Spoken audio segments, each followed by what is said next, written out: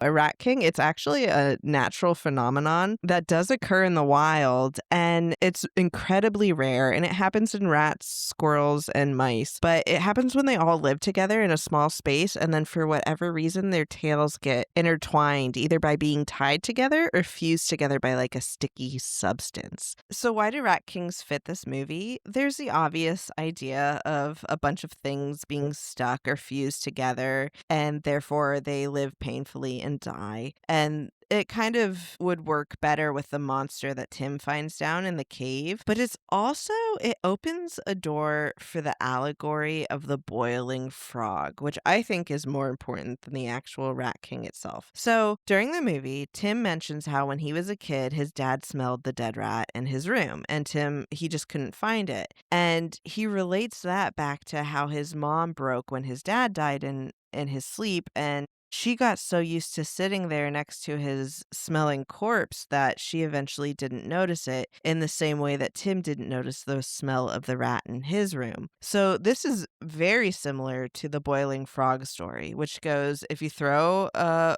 frog into a pot of boiling water, it's going to try to jump out because it's obviously painful and deadly. But if you place a frog in a pot of comfortable water and then turn on the heat, the frog will stay in the pot content until it's too late and it's boiled alive. So, what the director is doing here is he's using that allegory to show how toxic relationships evolve with time. So, yes, Tim is haunted by the trauma of finding his mom with his dead father, and he's also haunted by the idea that he may be living with a dead rat and not knowing it because he's gotten so used to the smell. But what it's really exploring is that he's afraid that this relationship that he's in smells, aka it no longer serves him or it isn't healthy, but he doesn't know that because it's become his new normal. And it's just this fear that he's lost himself completely in this relationship without knowing it. And that's why the Rat Kings are important.